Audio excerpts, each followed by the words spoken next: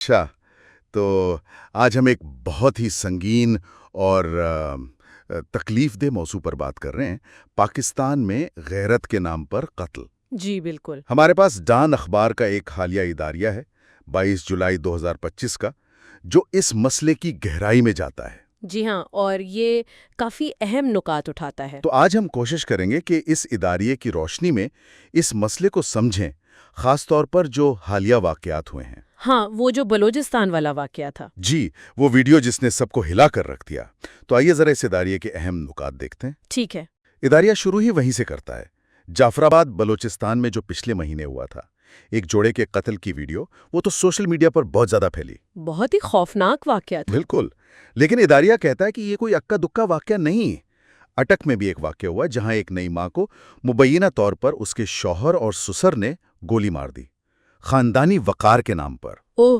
اور پھر لوور دیر میں بھی ایک جوڑا اسی طرح قتل کر دیا گیا۔ یعنی یہ واقعات تسلسل سے ہو رہے ہیں۔ جی، اور اعداد و شمار بھی یہی بتاتے ہیں۔ Human rights commission of Pakistan یعنی HRCP، ان کے مطابق پچھلے سال جنوری سے نومبر تک 11 مہینوں میں 346 افراد۔ 346 یہ بہت بڑی تعداد ہے۔ بہت بڑی۔ اور اداریہ یہ بھی کہتا ہے کہ پچھلے 2 سالوں میں ان واقعات میں اضافہ دیکھنے میں آیا ہے۔ یہ صرف نمبرز نہیں ہیں، یہ زندگیاں تھیں۔ بالکل۔ اور دیکھیں، اداریہ یہاں ایک بہت اہم بات کرتا ہے۔ وہ کہتا ہے کہ ان کو صرف عام جرائم کی طرح نہ دیکھیں۔ اچھا، کس طرح پھر؟ یہ اصل میں صنفی تشدد، مطلب جینڈر بیسڈ وائلنس کی ایک انتہائی وحشیانہ شکل ہے۔ اور یہ ان پرانی دقیانوسی روایات سے جڑی ہوئی ہے جہاں عورت اگر اپنی زندگی یا محبت کے بارے میں کوئی فیصلہ کرے تو اسے خاندان کی بے عزتی سمجھا جاتا ہے۔ بالکل، گویا کہ عورت کی اپنی کوئی مرضی نہیں، وہ خاندان کی ملکیت ہے، اس کی غیرت کی علامت ہے۔ یہ سوچ اس کے پیچھے کار فرما ہے۔ اور اداریہ اس مسئلے کو جوڑتا ہے پاکستان میں موجود متوازی انصاف کے نظاموں سے بھی، جیسے جرگے وغیرہ۔ اچھا، یعنی جہاں ریاست کی ریٹ کمزور ہے؟ جی بالکل۔ اور عمومی طور پر خواتین کے حقوق کی جو کمزور صورتحال ہے ملک میں، یہ سب چیزیں مل کر اس مسئلے کو مزید پیچیدہ بناتی ہیں۔ یہ واقعی بہت گمبھیر صورتحال ہے۔ اچھا، ویسے 2016 میں قانون بھی تو آیا تھا نا، مطلب ترمیم ہوئی تھی قانون میں، تعزیرات پاکستان کی دفعہ 311۔ جی ہاں، دفعہ 311 جو فساد فی الارض سے متعلق ہے۔ ہاں، فساد فی الارض۔ کیا آپ تھوڑا بتا سکتی ہیں کہ اس ترمیم کا مقصد کیا تھا اور یہ تصور یہاں کیسے لاگو ہوتا ہے؟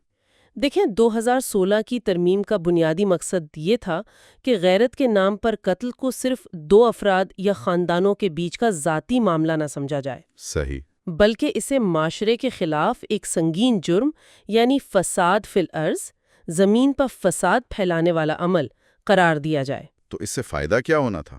فائدہ یہ تھا کہ ریاست کو اختیار مل گیا کہ اگر مقتول کے گھر والے یعنی قانونی وارث قاتل کو معاف بھی کر دیں، جو پہلے ہو جاتا تھا اور کیس ختم ہو جاتا تھا۔ ہاں، دیت اور قصاص کے قانون کے تحت۔ جی، تو اس ترمیم کے بعد ریاست پھر بھی مداخلت کر سکتی تھی اور کم از کم عمر قید کی سزا سنا سکتی تھی، یہ سوچ کر کہ یہ جرم پورے معاشرے کو متاثر کرتا ہے۔ تو یہ تو ایک اچھا قدم تھا۔ پھر مسئلہ کہاں ہے؟ مسئلہ وہی ہے جس کی نشاندہی اداریہ کرتا ہے۔ وہ کہتا ہے کہ اس ترمیم کے باوجود عملی طور پر اب بھی یہ ہو رہا ہے کہ مقتول کے قانونی وارث قاتل کے ساتھ سمجھوتا کر لیتے ہیں۔ اچھا، یعنی وہ معافی والا راستہ ابھی بھی کھلا ہے۔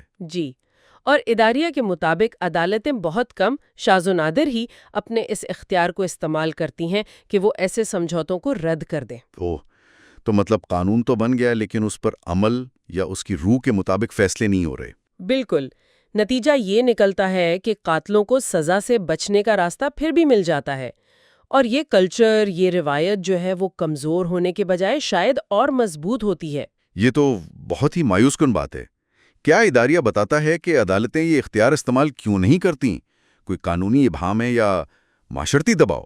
اداریہ اس کی تفصیل میں تو نہیں جاتا، لیکن اشارہ اسی طرف ہے کہ یہ صرف قانونی مسئلہ نہیں ہے، اصل جڑیں معاشرے میں ہیں۔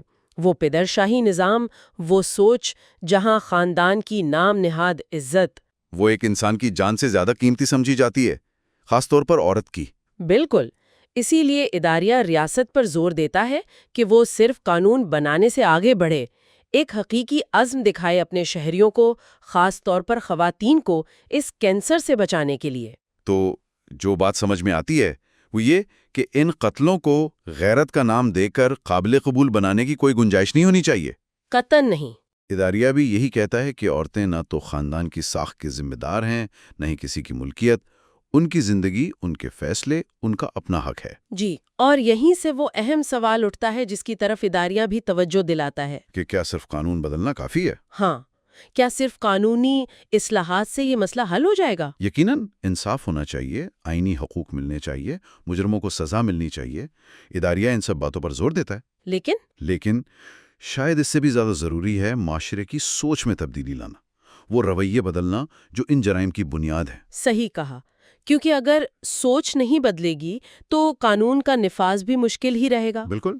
اداریہ کا جو آخری پیغام ہے وہ بہت سوچنے پر مجبور کرتا ہے کہ کسی بھی انسان کی جان کو اس طرح کے زہریلے سماجی کنٹرول کی بھینٹ نہیں چڑھنا چاہیے۔ جی، یہ واقعی ہمیں سوچنا ہوگا کہ معاشرے کے طور پر ہمیں انفرادی زندگی، انفرادی آزادی اور انتخاب کے احترام کو یقینی بنانے کے لیے ابھی اور کتنا کام کرنا